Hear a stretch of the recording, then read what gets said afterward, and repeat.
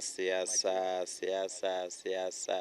You know, they've said that the illiterate in the society, Edwin, are those people who don't take part in political discussions. And politics seems to take the center stage for what's happening all over the world. At home, there must local governments, in county government, country, and all that. Welcome again to Political Discussions. My name is Emmanuel Bosire. I have two gentlemen here. From my far right, I have Adrian Ondieki, comes from Bonchari constituency, and you've seen him here in G-Tune many times bringing his insight about what should be done in our country. And the other gentleman here on my far left is Geoffrey Machoka. He's a gentleman who has a good mastery about politics. Geoffrey, how are you? I'm fine, Mr. Emmanuel. You look active today. I'm very glad to discuss this matter of politics because as youths, we are going to be those people. Those people we do think of. But as at now, let us now feature many advantages and disadvantages of these political leaders because they are demeaning. They are making many youths to even lose hope with life.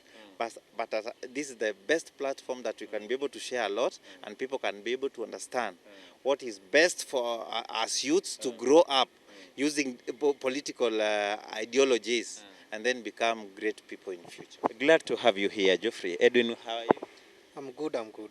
They always say the youth take in politics, but only the old enjoy the fruits of politics. I'm Edwin Ondieki from Bonchari.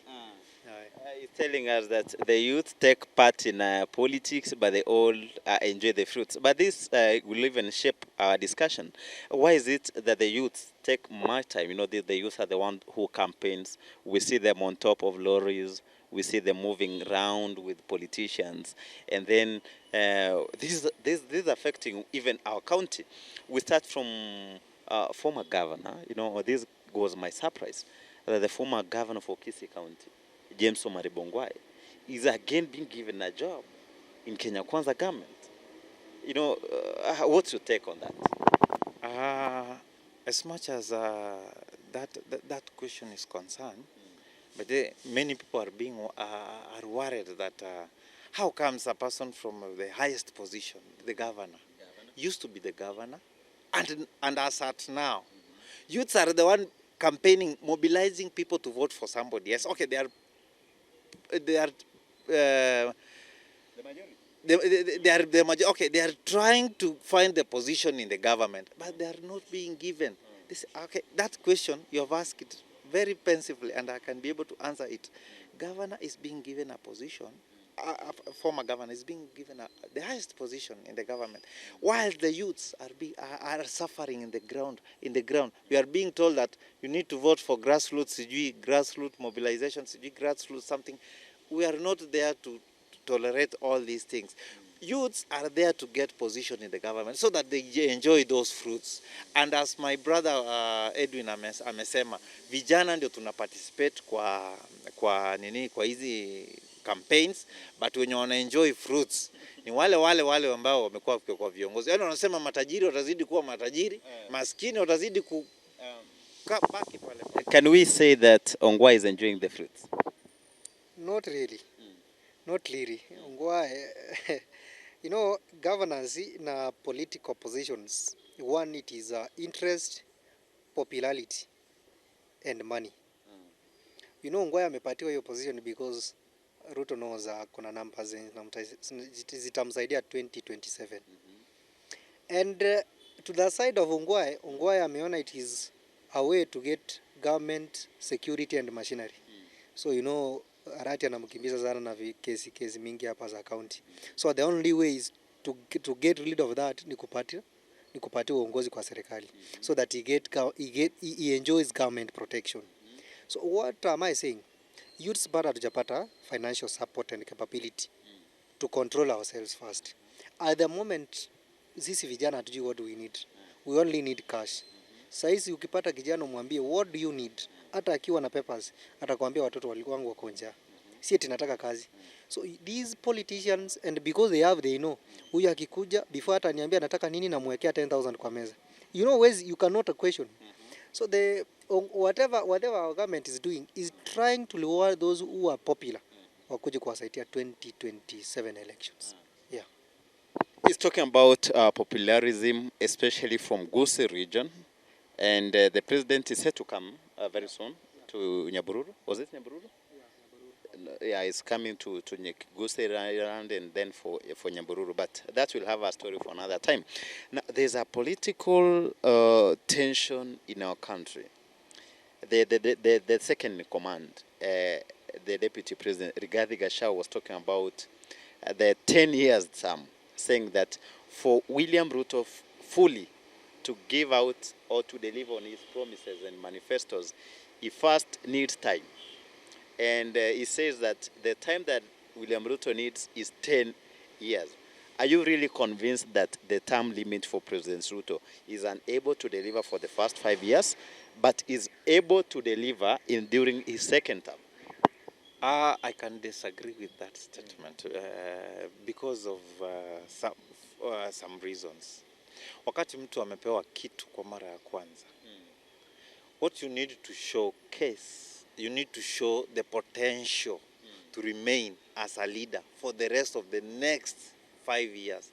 But as much as 5 years umeshatuonyesha kwamba tunaweza teseka. Okay, I tend to assume that many people are still complaining. Maisha imekuwa magumu. They are still borrowing a lot of cash in which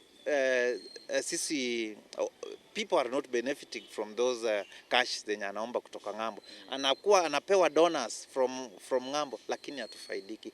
The first 5 years haijaisha, lakini we are complaining zaidi. So the term extended, hatusemi kwa ubasi, tunampenda kila mtu. Ukiturule vizuri sisi tutakuongezea another 5 years. But as at now, ukiangalia maisha mahali imetufikisha, kama mtu mwenye anaenda kuangalia kupiga kura for the next 5 years apigie the same person na ile shindani imeshamdunga, hapo itakuwa wewe ni mgonjwa. Thank you, Geoffrey, for your insight. Edwin, the deputy president is saying that for William Ruto fully to deliver, he needs a second term. Do you think he needs a second term? You are thinking of the second term na wanataka kuongeza miaka ya uongozi. All the same, importantly, there is no leader can make change of whatever he is doing currently. Kama sahi amelala, hakuna kitu ataongeza. Remember, wakati tunachukuliwa kama president, unapata budget, kuna budget iko hapo ndani. Kuna project hazijamalizwa ziko hapo, ziko katikati. Ni gani amemaliza? Ni gani amefanya? So our president ayuko out, as I said earlier, our president is not out to deliver nor to make and change to people's lives. He's out to make money. He is an entrepreneur. Wewe jamaa kwa business. As kuna wakati tunachagua viongozi, sisi tunachagua tufanyie maendeleo. Kuna wenye wanachaguliwa kutumia hiyo chance to make themselves rich. Already wako rich, but wanataka kuunda pesa zingine ama link zingine. So ukiona president wetu zai ni 2023, 1 year down, KRA hawajalipwa. Financial control alisema watu wa NHIF hawajalipwa, na yet tunakatwa pesa ya NHIF, tunakatwa KRA, but pesa hazijafika nini? Hazijafika huko. Mitihani uliangalia venye iko. Hata sometimes hata kuenda kuleta hiyo mitihani ama kupeleka mitihani, hakuna magari kwa mafuta, mara unapata askari hata wako. Whatever the government is doing is just doing what we call political holy poly. Yani ile time a politician wants to get credit out of nothing. But anakuja hapa anamwambia nimefanya hii, niko na ule mpango hivi. But what I know, by 2025 2026 vitu zitarudi chini, mpigie kura tena aenda kuongeza. That is why I'm trying to say that as much as itafika 2025 2026 mtu the same mtu udanganywe ati ulipwe ndio uende upige the same person kura, hapo kila mtu atakuwa ni mgonjwa. As at now unafaa kuangalia hizi issues zinaingilia in between. Vile Edu amesema, watu ni huyu president ni mtu anapenda biashara. Ayuko tulimpa platform ama njia nzuri ya kufanya kuendeleza biashara zake, lakini not to lead us. Hapana, na watu wanafaa kuangalia hapa. Walimu wengi wa kisiasa wanatufunza kufuatilia au watufunzi kufikiria. Huyu William Ruto alikuwa anatupea hadithi za pesa zimeibiwa. pesa zile, na yeye mwenyewe ndiye alikuwa kwa huo uongozi. Sasa unaweza ambiaje mtu pesa ati nilipofanya hii pesa nilipata wamepora zote? Hapo ni kudanganya. Ndio tunajaribu kusema hivi. As a leader, you're not supposed to mislead Kenyans. You need to tell them the truth. This is the best way you can be able to advise Kenyans. Wacha kukaa na promises mingi ambazo zina uwezi timiza. Make a promise, deliver to the, give better service to Kenyans so that we can acknowledge you and uongozi sisi hatuna haja na uongozi. Weka kwa uongozi lakini lead Kenyans in a best way. So talking about a deliverance and maybe to deliver during the first time is what one of the discussions that we're having here. Now coming back to Kisii County, it's hot and tension all over Kisii County. The governor is having hard time to deliver in Kisii region, especially Kisii County. Talking about Governor Paul Simbarati, is talking much about is facing a lot of opposition from the national government. And the national government is bringing a lot of pressure in his administration. What is your take on this? Depending on this leadership yenye tumepata hapa kutoka kwa county, ningependa kuzungumzia hizi wrangles ambazo zinaendelea in between. Na ningependa kila mtu aweze kufahamu hii. A good leader hakuangi na a lot of complaints. Wewe mwenyewe umeingia kwa county, umepata pesa zipo. Wakati umepata pesa zipo, tumia zile pesa vilivyo ufanyie maendeleo. Si uanze kucomplain mara this. Ukipata mtu ana complain a lot, hawezi deliver. Inakuwa yani anatumia as an excuse that he may fail, in the real sense yeye ndiye amefail. So the best ideal ni kushikilia mali yule mali ulipata, anzia hapo kusonga mbele. Lakini when you keep on complaining, you will still complain. Mali wewe mwenyewe unaweza kuwa unapora ama zinaporwa, lakini uko na ile mentality that yani watu fulani wananiwinda, maendeleo hatakuwa. Sisi kama wananchi wa Kisii County, tungependa kuangalia gavana anatekeleza wajibu wake kama gavana, ana participate fully kwa maendeleo ya wakaaji wa Kisii County. And then other things, hizo ni backside, wanazifanya backside, si wanazifanya hadharani. Wrangles zao wanazifanyia backside. But maendeleo, hata wewe Mr. Emmanuel, ukiona gavana amefanya maendeleo, utashindwa kuongea, acknowledge. Lakini kama hafanyi, a lot of issues will be raised. Barabara ndio hizo za Kisii town hazijawekwa maram. This is the biggest concern. Sisi kama wakaaji wa Kisii tunafanya bikes hapa ndani. Watu wa pikipiki wanaangusha watu hapo kwa hizi barabara. Sasa tunyamaze watu sisi wenyewe tukiangusha watu abiria tunalipia tunawapeleka hospitali. So there are some other things you don't have to complain. Ukiambiwa kubali, umeambiwa. Viongozi wazuri ni wale ambao wanakubaliana, wanasikiza from the opposite side, then they work upon chenye wameongeleshwa, chenye wameambiwa. That's the reaction from Geoffrey is giving his insight. What about you, Edwin? Kwa maoni yangu mimi naona a failure will always complain. And complaints is the only shield ya mtu anaenda kufail. Governor wetu, despite the fact that he is firm and a bit ako sawa, but shida yake mingi ni kuwa na kichwa ngumu na kutosikiza. Then he has got young advisors who are excited na wako na ile damu ya ujana mwingi. So they advise ruthlessly. And sometimes we confuse thuggerism and radicalism. So mtu anaweza kuadvise vibaya, but you think this is the only way because he's a radical. That is not the way. Governor wetu is busy fighting Ongwae. 1 year down, una fight mtu already amepatiwa kazi, now you cannot fight. Barabara hazijawekwa lami venye amesema. I can just give an example. Kuna hiyo barabara inapita hapo nyuma ya stadium. Inatoka hapo Suneka. Hakuna rami, ililimwa.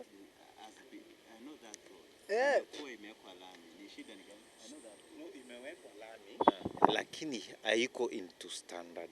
Sasa sasa si obvious barabara ndio hizo zina. Unajua wakati unaingia kwa uongozi, ukipata kitu kimetengenezwa kidogo, wewe unakiweka kinakaa more firm than you find it. Wacha si ati useme tutaanza. Sasa ubomoe yenye ilikuwa tena uanze kusema hapana. Ange take that excuse ya kusema tunataka tufanikishe tuiweke into standard. Juu hapa hii ni town ina grow. Kisii is growing very fast. You can imagine investors wenye wako Kisii wanaweza tengeneza barabara lakini county ishindwe kutengeneza. How?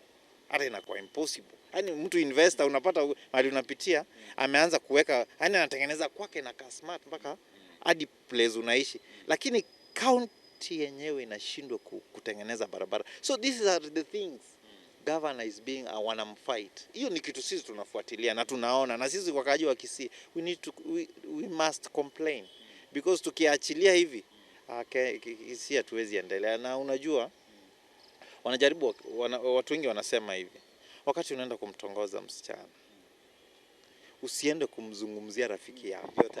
Hiyo utaniambia baadaye.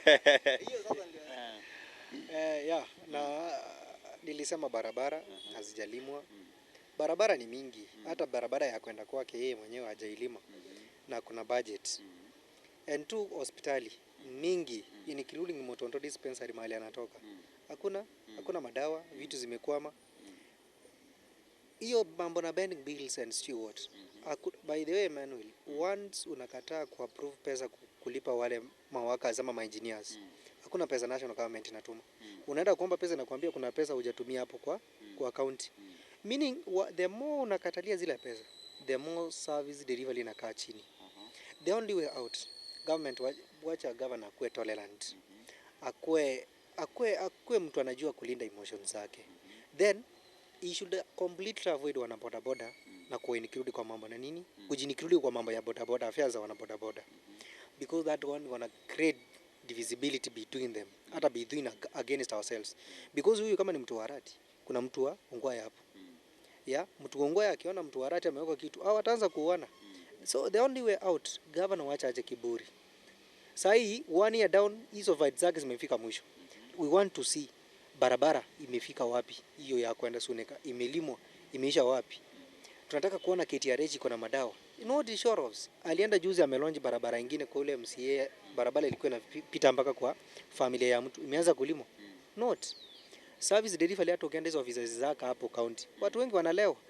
Tuwa na impromptu check up, impromptu visits. Make these people wafanye kazi. I want to give a good example of governor kutoka Azimio anaitwa Wavinya Ndeti ama Wavinya. The other day ameita wa staff yake, ana pinpoint mtu anamwambia wewe watu wanakuja kwa ofisi yako hawakupati. Wanakuja up to 9 10 huko kwa ofisi uko wapi? Ukileta mchezo na kutoa. Hapa governor anakuja na kuuliza umefika saa ngapi? What is the time na anakutoa. Just kwa mtu unaweka watu wana controls kwa kazi zao. Visit these offices. See their service delivery. Stop fighting regime yenye imepita. Because hata kama ilikula pesa, kwani governor pesa ngapi zimekuliwa Nyamira County na Kisii County? But si wanaendelea. Umesikia jaribu akifight mwenye governor alikuwa. You just move on. Accept pesa zilikuliwa, zenye ziko zilinde, ghost workers toa, fight wengine endelea mbele. But fighting governor, dividing people, ndio maana mauaji siku hizi insecurity iko juu sana Kisii County. I can tell you for free. Kitambo ulikuwa natoka hapa saa 4 saa 10 hata saa 9 za usiku unatembea vizuri. Saa hii huwezi pita saa 10. Kama wewe ni mtu wa governor uko almost kuuawa. Kama wewe ni mtu ongwayo na hizo sasa zinasaidia ngine. Hii ni 2023. What of 2026, 2027? But on the same point about security, governor is saying that it's Kenya Kwanza that's doing the killings. Those who are not supporting, those who are supporting Arati are being killed because they are supporting him. That is a political statement. It is normal. That is a political statement. Not even a court can judge you against that. Kusema eti ni Kenya Kwanza inaoa, hiyo ni political statement to defend yourself. But honestly, si Kenya Kwanza. Whatever the war is ni between yeye kama Azimio against watu Ongwae. Nao watu Ongwae amehesabu kama watu wa Kenya Kwanza. Look at this. The other day JSU imetuma kwa ofisi yake. Hii ni 2023. 2026, 2027 time ya campaign atakubaliwa kutoka kwa ofisi yake. Sasa ni time anasema kuwa lenient kwenda kwa people. Hata hiyo government wakati na mfight naona huyu mtu hayuko partisan. Unaona venye nimekupatia governor Mavinya Ndeti huyo. He's trying to trade carefully. Regardless that the fact that ako kwa Azimio na strong supporter wa OTM. But huyu wetu anaonyesha sana anti na discriminate wengine. That one gonna kill him before even elections. Yeah. Let me add a point on what you said about contractors.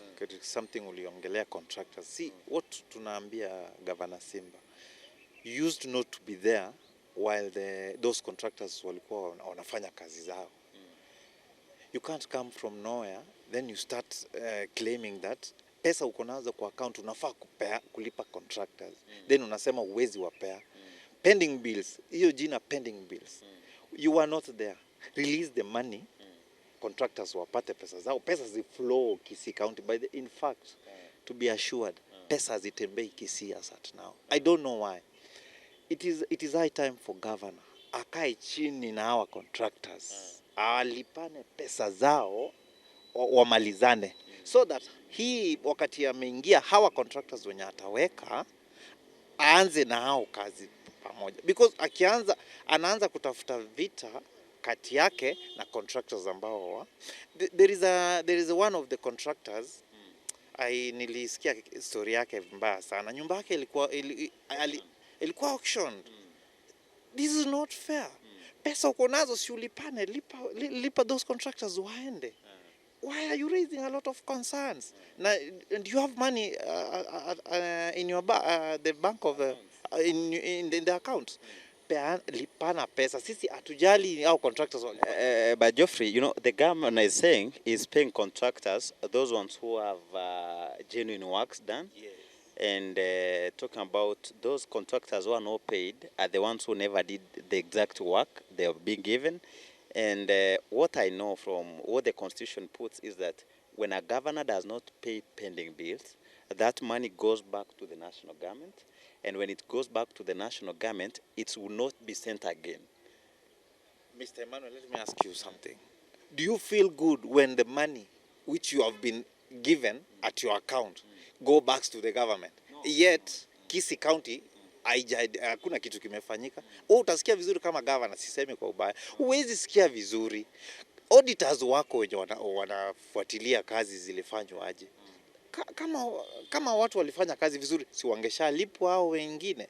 Hao wengine basi kesi yao iendelee kufuatilia. Unajua kuna vitu vingine una develop hatred, wrangles na watu. In the real sense you have the money. Uwezi ukiwa governor, tuseme kwa ubaya, ukiwa governor, uwezi kubali ungekuwa governor mzuri, uwezi kubali pesa zirudi kwa serikali. Wale wenye wako huko watafanyia nini hizo pesa? Zimerudi, si watagawana? Yes. It is logic that ukiwa na pesa, jaribu kupiga hesabu, peana kwa wale ambao walifanya kazi nzuri, hatukatai wale walifanya kazi nzuri, wale ambao wakufanya, try to negotiate with them, muongee mtafanya nini. Wacha kaa na solution, usikuwe na excuses nyingi kuliko solutions. Now we're having this discussion even as we come to the end. The chief whip has been blocked some few days from attending the functions of the governor and even to the functions of parliament. Members from Kenya Kwanza talk about CDF and the disbursement of this CDF money. I think you saw that in social media. What's really affecting the chief whip, Silvana Sosoro? You know, being a chief whip, uko na budget. Uko na budget uko allocated kwa ofisi yako. Kwa hiyo position inaitwa chief whip. So this guy is trying to please the government yenye imempatia hiyo kazi. This guy is trying to show his loyalty to the party. But on a serious note, he is affecting common mwananchi. The fact that CDF ikitoka, CDF itoke. Of course, sijui kama watataka kuinikirudi na jina ingine different ama sijui wanataka aje. But I heard ni ile wanataka kuchange jina from CDF to another different name. But I know kuna pesa zinakaa reducted sasa. Amount ya kuletwa kwa constituency ita reduce. That only shows barabara hazitalimwa. visima hazitajengwa, kuna shule, because hizo pesa ziwezi tosha. Kwa one financial year constituency napata 205 206 million. Hizo pesa 205 million, hizo ni pesa za kulima barabara, kujenga mashule, basari, visima, kulipa employees wa nini, hata kulipa by the bills za KRA, vitu zingine. Pesa ziko hapo. What if zireduce zikuja hata 180 million? Honestly, utasikia wanafunzi wengi wanaanza kuachwa kwa mambo na basari. Basari zitaanza kuwa partisan and of course tribal. Kama uko na close na MP unapata basari. If you are not close, hakuna basari. So mimi the only thing ningeambia Osoro, aache kuwa excited na power. Power comes, power goes. Leo uko kwa uongozi, kesha huko. Tumeona Uhuru alikuwa president, sasa si president. Anakimbishwa na hiyo the same government. Power is transient. Yeah, let wewe just go to your common senses.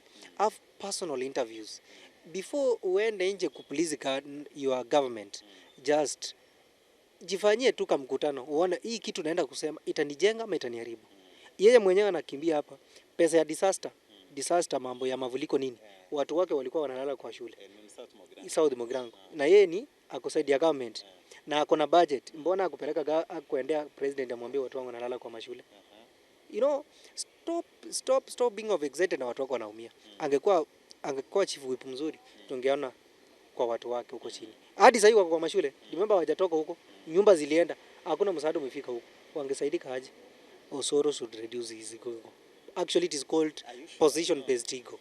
Up to today there Kuna leo nimekutuma kama wewe gtunews reporter, enda huko South Mogrango. Enda uliza watu wako wapi, utawapata wako kwa mashule. Shule zifunguliwe January, hao watu wataenda wapi? It's that's news to me. Geoffrey, what's your take on Chief Whip Silvanus Osoro, his political growth in Kisii? And one of the reasons that naweza elezea that Chief Whip anajaribu kuonyesha anajaribu kuonyesha fame, anataka kuwa fame in terms of, because 2027 si unajua anataulizia uongozi. Okay, whichever uongozi ataulizia hatutaki kujua, lakini vile anaenda hiyo rate anakuja nayo ni mbaya, iko juu.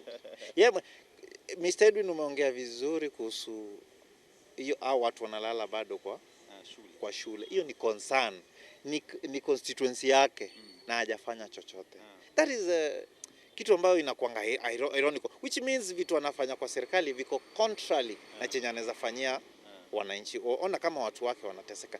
Mr. Osoro lazima angalie, lazima akae chini, aweke kamera chini, hajimulike kwanza, ajiongelesha, aone kama kitu ambacho anaenda kuongea mbele ya umati kitamjenga ama kitamuua. The biggest issue is that hii power ako nayo na hii madaraka ambayo anapata, one day one time itakwisha, lakini hatujui atamalizia. The two gentlemen are saying that power is transient. Today you can be in leadership and tomorrow you will not be there. The key takeaways that we have in this discussion is all about governance in our country and our counties. These are unbiased political discussions that are leading our country next to the level. Thank you for joining GT News. Until we meet again, I've heard the gentlemen here. Your key takeaway as we finish, Geoffrey? I need to urge Kisii leaders. I can pinpoint our governor Simba Arati, Chief Whip Silvanus Osoro, Women Rep Donya, Onyonka na Monda, and all leaders wenye wamekuwa elected, Zaire, all MCAs. It is your high time, mkae chini, mkuje pamoja, mkae chini, muone vile mtasaidia Kisii County. Umoja wenu ndio utajenga wananchi wa Kisii, ama itawabomoa kama matofali. Ninaomba sana, kuja pamoja, jumuika, saidia kama Kisii University. Kuna pesa ambazo nilisikia gavana walikuwa wanapewa kutoka ngambo, half a trillion, hatujasikia kitu. University yetu iko tu hapa, na that is where we learn. Sasa tukiona maendeleo hakuna, tunakasirika. Kujeni pamoja kama viongozi, muweze kudiscuss. You have issues, one point, muelewane ambayo itasaidia Wakenya. Wakenya wanateseka kwa sababu